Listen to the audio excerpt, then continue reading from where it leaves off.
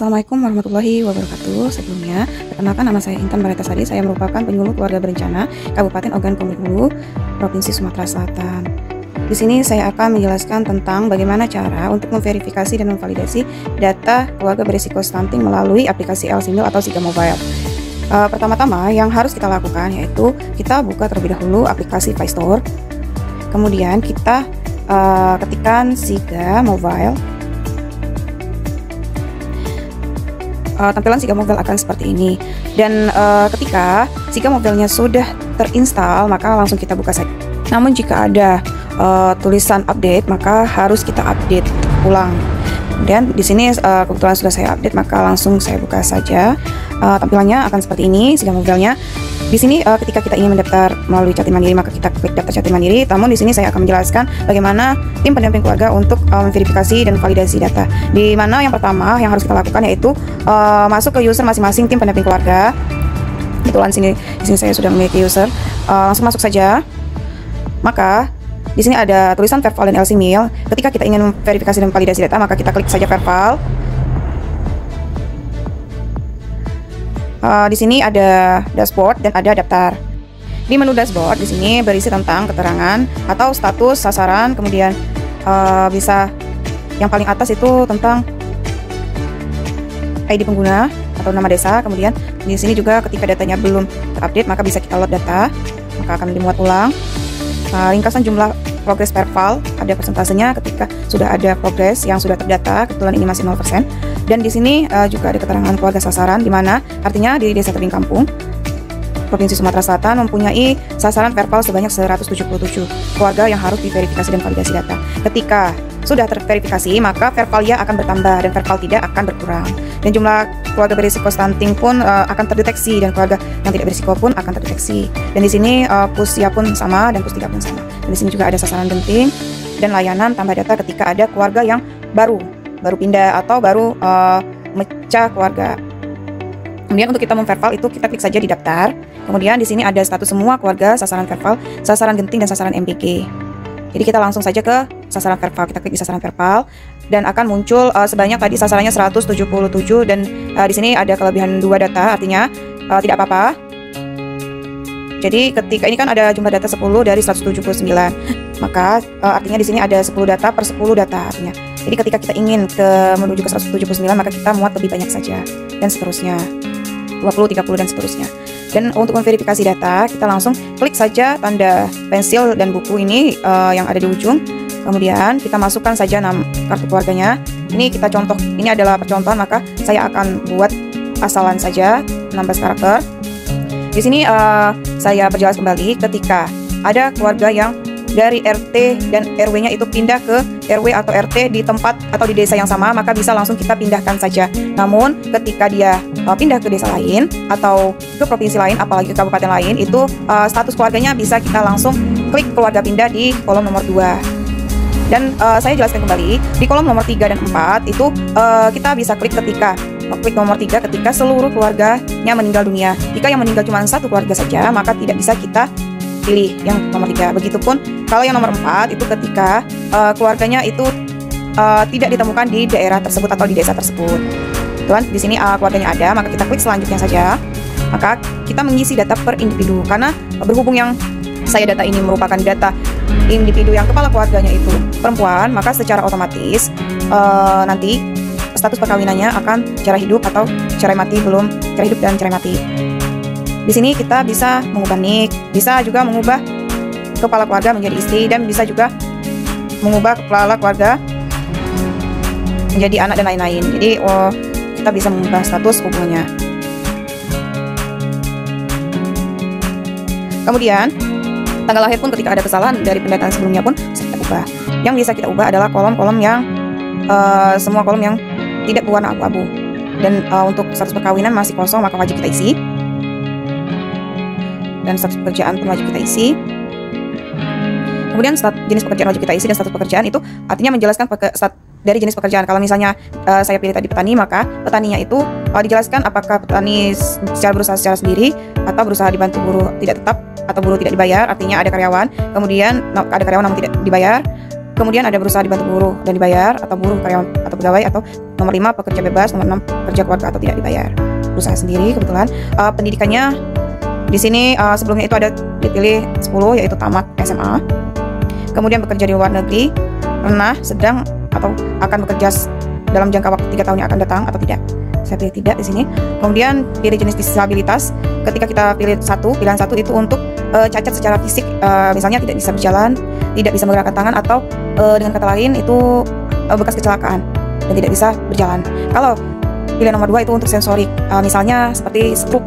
Jadi sensor sarafnya tidak bisa mendeteksi keadaan yang ada di sekeliling, misalnya tidak bisa berjalan melalui, karena otaknya itu sudah, salah satunya sudah konslet, maka atau tangannya tidak bisa bergerak karena salah satu jaringan atau saraf otaknya itu tidak berfungsi.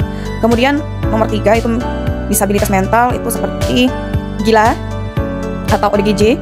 Kemudian kalau intelektual itu idiot, seperti idiot. Jika tidak maka kita pilih saja tidak. Nah, kemudian pilih. Selanjutnya anggota keluarga kedua, bisa kita pilih anak. Kemudian status perkawinannya, karena dia 2012 dengan berusia 12 tahun, maka status perkawinannya belum kawin. Kemudian kode ibu kandungnya lainnya, jenis pekerjaan anak tersebut, usahakan karena dia belum kawin, kemudian pendidikannya nanti masih katakanlah SMP, maka jenis pekerjaannya usahakan belum bekerja. Jangan sampai anomali datanya. Untuk status pekerjaan anak, ya, pendidikan anak itu jangan sampai kita anomali juga, atau data tidak sesuai. Anomali itu data tidak sesuai, jangan kita klik sudah tamat atau tamat SMA, tamat perguruan tinggi. Namun yang bisa kita klik itu masih SMP atau tidak tamat karena tidak melanjutkan sekolah. Begitu. Kemudian mengalami kesulitan fungsional disabilitas seperti data sebelumnya sudah saya jelaskan, maka tidak akan saya jelaskan lagi. Kita pilih saja. Dan selanjutnya ini ada keterangan tambah data individu. Ia tambah individu ketika ada bayi yang baru lahir atau balita atau balita yang baru terdata. Jika tidak ada, maka kita pilih tidak. Di sini kenapa keterangannya ketika kita tidak belum terdapat kepala keluarga, karena di sini tadi kita pilih istri. Jadi kita edit kembali, kita pilih kepala keluarga. Kita entry ulang. Mohon maaf. Kita entry ulang di sini di status perkawinannya. Kemudian bisa kita pilih tidak. Form penapisan. Kita masuk ke form penapisan. Pertanyaan pertama, apakah ada anak usia 0 sampai 59 bulan yang belum terdaftar sebelumnya? Ini bisa kita pilih ya ketika ada tambah data yang baru kita masukkan, bayi atau balita yang baru kita data di form individu atau form data individu sebelumnya yang sudah kita masukkan. Jika tidak ada form yang tambahan yang bisa kita masukkan, maka kita pilih saja tidak ada. Ini datanya akan masuk ke sasaran Baduta di Elsimil. Ketika kita klik ya, maka dia akan secara otomatis masuk ke sasaran Baduta di aplikasi Elsimil. Kemudian klik selanjutnya. Pertanyaan kedua, apakah ada anggota keluarga yang akan menikah di tahun ini? Jika kita pilih ya, maka dia akan masuk ke sasaran calon pengantin. Dan ini juga berpengaruh dari data yang kita masukkan sebelumnya, yaitu data individu yang sudah kita masukkan sebelumnya. Ketika kita mengisikan form individunya itu ada anak, kemudian anak tersebut berusia misalnya 18 sampai 21 atau 25 tahun atau belum menikah, maka bisa kita klik saja ya. Jika tidak ada anak yang berusia remaja yang akan menikah, maka bisa kita klik saja tidak. Saya contohkan saja ya, maka kita pilih selanjutnya. Karena tadi ada data anak berusia 12 tahun. Kemudian di form penapisan selanjutnya, pertanyaan nomor 3, ini akan secara otomatis terisi dari data individu yang kita isi sebelumnya. Sini, apakah ibu saat ini sedang hamil? Saya pilih tidak karena ibu tersebut bercerai hidup dan tercatat sehingga tidak memiliki pasangan. Ketika kita buat iya, maka secara otomatis kehamilannya wajib diisi, usia kehamilannya wajib diisi. Terus hamil pun langsung secara otomatis tidak, karena ibu tersebut tidak mempunyai pasangan. Selanjutnya, sumber air minum utama. Mengisi kolom 1-5 itu secara otomatis akan status sumber air minum utamanya akan layak. Namun ketika kita klik nomor 6 sampai nomor 11 itu maka secara otomatis akan tidak layak. Jadi di sini saya buat saja sumur terlindung, maka statusnya akan layak. Maka ketika kita masukkan ke sumur terlindung, maka di sini ada tambahan pertanyaan baru di tahun 2025, itu jarak ke tempat penampungan kotoran atau tinja terdekat. Jika lebih dari 10 meter maka kita klik 2. Jika kurang dari 10 meter jaraknya dari antara sumur dan septic tank itu, maka bisa kita klik 1. Jika lebih maka kita klik 2. Selanjutnya, memiliki fasilitas tempat buang air besar. Di sini ada perubahan data atau perubahan keterangan dari tahun 2024 ke 2025, yaitu satu, jamban milik sendiri dengan layar angsa dan tangki septic tank atau IVAL dan dilakukan penyedotan. Ada keterangan dilakukan penyedotan secara berkala 1 kali dalam 3 sampai 5 tahun. Jika memiliki jamban milik sendiri maka dibersihkan, artinya atau disedot, maka bisa kita pilih nomor 1. Jika jamban milik sendiri atau pertanyaan nomor 2, jamban milik sendiri dengan layar angsa dan septic tank atau IVAL saja dan tidak dibersihkan secara berkala, maka bisa kita pilih nomor 2. Dan nomor 3 itu jamban pada MCK komunal dengan layar angsa dan tangki septic tank, itu artinya jambannya itu digunakan secara bersama-sama atau jamban umum. Ketika jamban umum bisa kita pilih saja nomor 3 atau tidak memiliki jamban dan lainnya. Dan dia ketika kita pilih nomor 1 atau nomor 2 maka dia langsung layak. Ketika kita pilih nomor 3 pun layak, dan ketika kita pilih nomor tidak ada maka secara otomatis tidak layak. Sini saya pilih saja nomor 2. Kemudian pertanyaan nomor 16. Bisa pilih lebih dari 1 kecuali jawabannya nomor 13. Jadi di sini ketika dia ada tabungan bisa kita pilih. Kemudian jika ada televisi bisa kita pilih lagi. Kemudian ada kulkas, ada sepeda motor misalnya.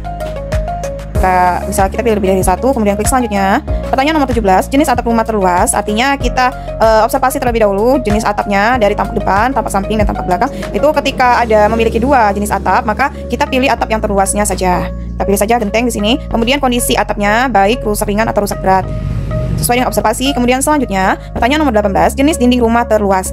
Di sini bisa kita pilih 1 sampai 6 dan lainnya. Saya pilih saja tembok di sini karena kebetulan hasil observasi itu dinding rumah yang terluas itu tembok daripada kayu.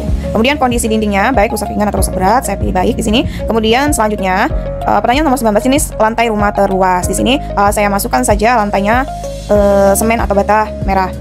Kemudian kondisi lantainya baik. Sumber penerangan utama listrik PLN meteran atau listrik PLN non meteran. Non meteran artinya pulsa. Kemudian listrik non PLN memakai aki, jengsi solar dan sel dan lain sebagainya. Atau tidak memiliki listrik maka bisa kita pilih nomor 4. Kebetulan di sini nomor 2 hasil observasi. Selanjutnya luas rumah atau bangunan keseluruhan. Satuannya meter persegi. Jadi harus kita kalikan terlebih dahulu luas lebar kali panjang rumah ke belakang. Jadi kebanyakan rumah itu biasanya bermuka mukanya itu bisa 5 sampai 7 atau bisa 5 sampai 6 meter. Atau memang rumahnya itu lebar bisa lebih dari 7, bisa sampai 10 atau 15. Di sini luas muka dikali dengan panjang ke belakang rumah. Biasanya ke belakang luas ke belakang rumah, panjang rumah itu biasanya lebih dari 5 meter. 5 meter itu rumah yang panjangnya sudah agak pendek menurut saya, maka kalikan saja 5 atau bisa sampai 15 meter ke belakang. Maka bisa kita kalikan luas muka depan kali panjang itu misalnya 5 kali panjangnya ada 7 meter, artinya 35 meter. Mohon jangan mengisi asal-asalan karena data sebelumnya itu bahkan ada yang mengalikan cuman 2 meter depan dan 2 meter ke belakang. Itu sangat-sangat kecil. Ruang tamu saja atau WC, toilet saja bisa lebih luas dari 2 kali 2 meter. Jadi jangan terlalu kecil karena di sini luas rumah. Maka saya buat saja 35 itu standar. Kemudian selanjutnya pertanyaan nomor 22, jumlah orang yang tinggal dalam rumah.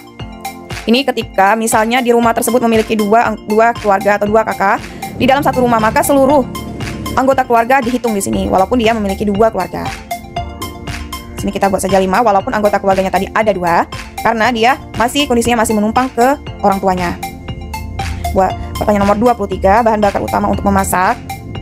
Biasanya kalau gas 3 kilo itu gas yang dari pemerintah yang warna hijau, paling kecil, bisa kita pilih saja. Kemudian kepemilikan rumah bangunan tempat tinggal, karena tadi dia masih menumpang dengan orang tuanya, maka kita pilih saja 4 bebas sewa atau menumpang. Kemudian selanjutnya keterangan bisa kita jelaskan di sini kondisi lingkungannya, apakah baik atau kurang baik atau buruk misalnya, atau kondisi lingkungannya kurang bersih misalnya, kurang bersih dan buruk misalnya.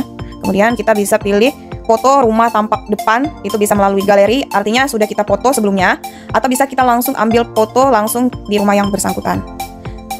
Kalau galeri bisa kita pilih saja melalui foto yang ada di galeri kita di sini misalnya. Kemudian kita arahkan sesuai bisa terlihat semua. Kemudian kita bisa pilih klik potong yang ada di pojok kanan atas. Potong saja maka akan masuk foto tampak depan rumah. Karena ini contoh maka saya pun memberikan foto yang asal saja. Kemudian foto jamban misalnya bisa kita masukkan, ambil saja foto langsung seperti ini. Kemudian kita klik OK. Kemudian kita potong saja. Kemudian kita selanjutnya foto jamban itu tadi. Kemudian selanjutnya form pratinjau lokasi pendataan. Jika sudah ada ini latitude kemudian longitude itu tidak usah kita load data lagi. Ketika dia masih kosong, maka wajib kita load data dengan mengklik tanda panah melingkar ini. Di sini ada hasil dari pendataan kita tadi, bahwasanya KRS-nya layak. Jadi KRS-nya, hasil KRS keluarga berisiko stuntingnya punya balitanya tidak ada, pusnya tidak ada, hamilnya tidak ada, pesamanya tidak ada, sumber air minumnya layak, jarak sumber air minumnya lebih dari 10 meter, fasilitas BAB-nya layak, terlalu mudanya tidak terlalu tua tidak berlaku, pesertaan KB modernnya tidak berlaku, karena yang kita data tadi bukanlah pasangan usia subur. Maka terlalu muda, terlalu tua, terlalu dekatnya tidak berlaku di sini. Namun ketika yang kita data itu berpasangan atau mempunyai statusnya suami dan istri, maka di sini keterangan terlalu muda, terlalu tua, terlalu dekat, terlalu banyak kesertaan KB modern pun akan secara otomatis terisi. Dengan status keluarga berisiko, hasilnya itu tidak berisiko, kemudian memiliki aset, jenis atap rumah, dan lain sebagainya. Kemudian wilayah keluarga, bisa kita lihat di sini. Kemudian kita simpan saja datanya. Jika yakin maka kita simpan, karena ini tadi merupakan percontohan maka kita pilih saja tidak. Kita kembalikan melalui tanda panah sebelah kiri, maka Anda yakin untuk kembali. Tanpa disimpan maka saya pilih saja ya. Namun tim pendamping keluarga bisa saya sarankan untuk menyimpan. Saya tidak simpan karena ini cuma contoh saja. Baiklah, jika ada pertanyaan dan lain sebagainya bisa diklik di kolom komentar. Jika ada kesalahan saya baik dari perkataan, ucapan, dan kesalahan, saya mohon dimaafkan. Wabillahi taufiq wal hidayah. Wassalamualaikum warahmatullahi wabarakatuh.